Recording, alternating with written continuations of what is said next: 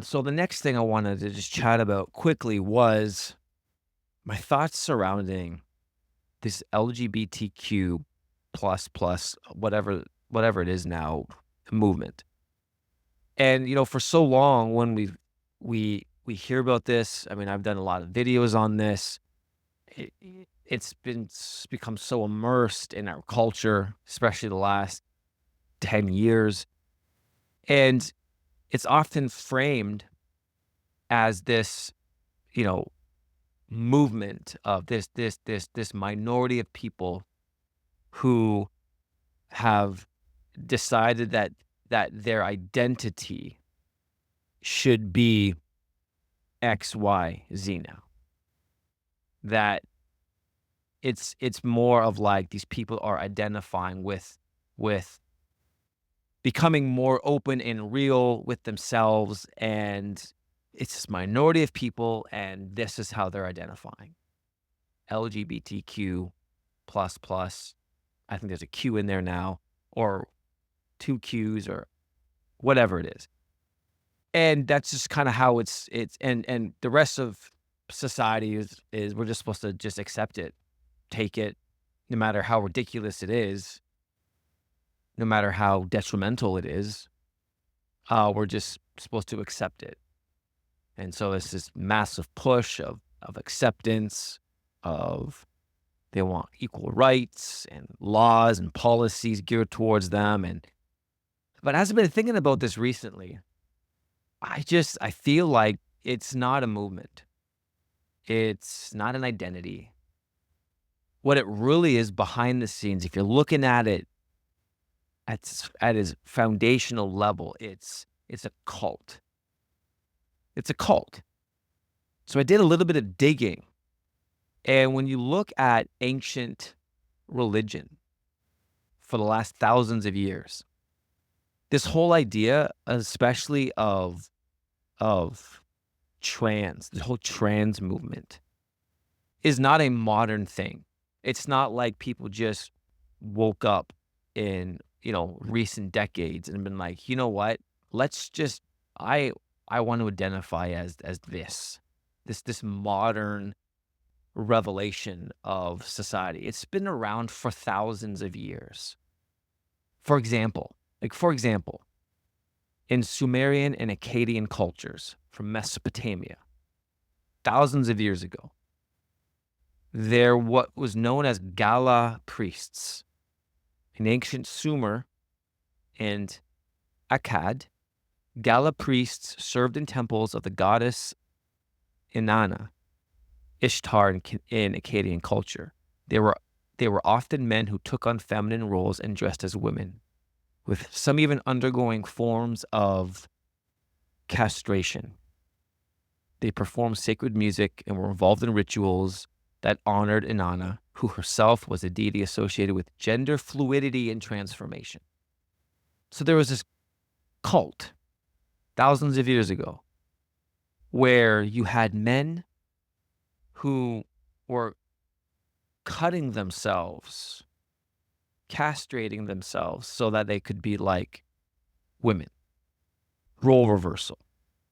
And they would do this in honor and worship of a deity. And then you have ancient Hittite religions, same kind of things happening. Ancient Egyptian religions. You had ancient Roman religions. The cult of Cybele, originating in Persia and later incorporated into Roman religion, had the Galli priests who underwent self-castration to fully dedicate themselves to the goddess. Again, this transformation, this gender transformation, is like, this is not a new idea. And it was happening in these ancient cults, part of these rituals and ceremonies that were forms of worship to false gods, to deities. And so if you look at this whole movement now, it's like the Bible says there's nothing new under the sun. Everything that's happened, has happened before, it's going to happen again. There may be different words, different terms, but the whole idea, the, the acts and the mindset, the behavior is all the same, is all demonic in nature. And it may not be a ancient like practice like an ancient cult or as a form of worship to a deity. Those deities, those ancient gods are demonic entities. And those same entities, those same demonic spirits, that same demonic influence is still here today, still influencing culture. And now it's different. It's not like priests in some kind of a temple. It's the temple has become society. And you have millions of people, men, women, and now we're pushing it on our children to identify with the same kind of stuff.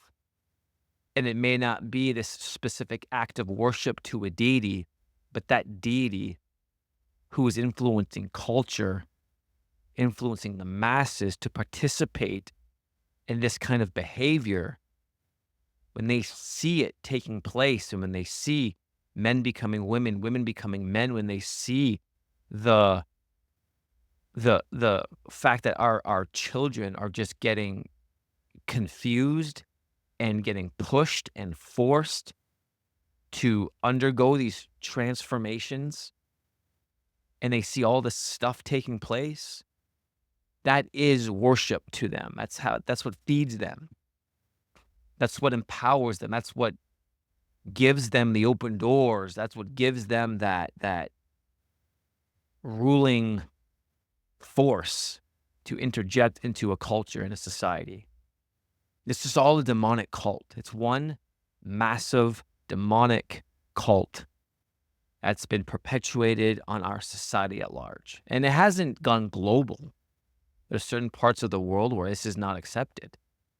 But North America has become this place where truth is no longer, or where truth has become subjective.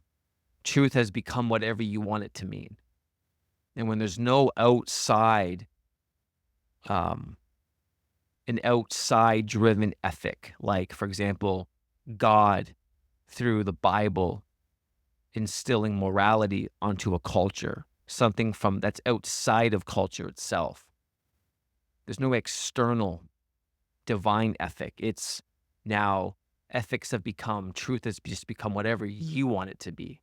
Whenever that happens in a society and culture where everyone gets to decide what's right for them, this is the result. You get craziness. So in the ancient world, there were certain, localized cults devoted to certain gods.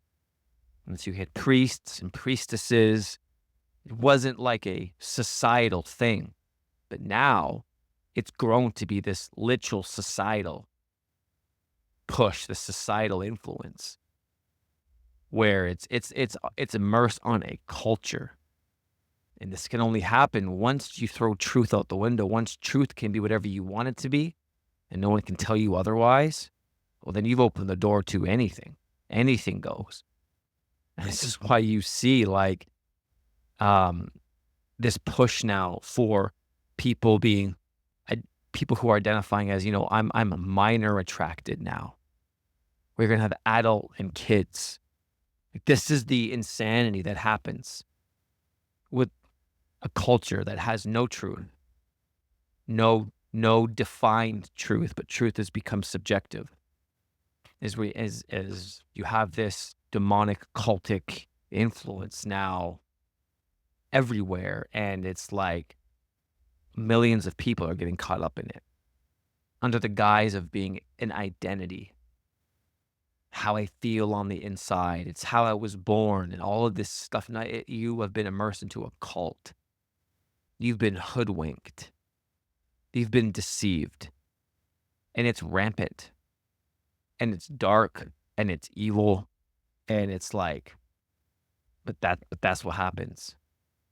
And so it's like, I don't know the solution coming at this from a Christian perspective. I think it's like this is where spiritual warfare is huge. It's where we're not battling. We're not fighting against people. It's the demonic entities behind it. It's spiritual.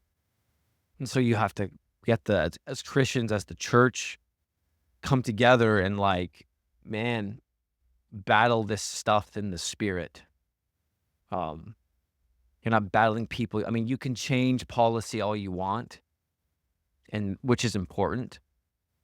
You can have, I mean, in light of Trump getting elected, and he's going to come in there, and hopefully a lot of the democratic policies that have been instituted and pushed are going to be removed and changed, and which is fine, but that doesn't deal.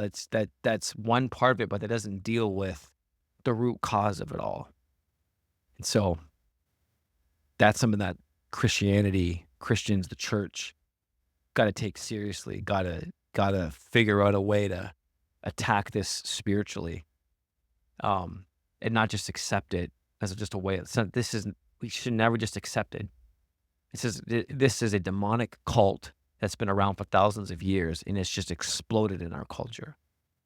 The temple has become our culture, not just some specific location that's designed to worship a particular entity. It's become everywhere now. And so we gotta join together and figure out a way to break down those strongholds in the spirit. So, but that's just some thoughts I've been thinking, of how I approach this subject now, and seeing that it's nothing new. It's been around for thousands of years. This whole idea is nothing new. It's not just some modern thing. It's been around, all of it. The whole LGBTQ plus whatever. It's all been around before. It's existed for thousands of years. And so,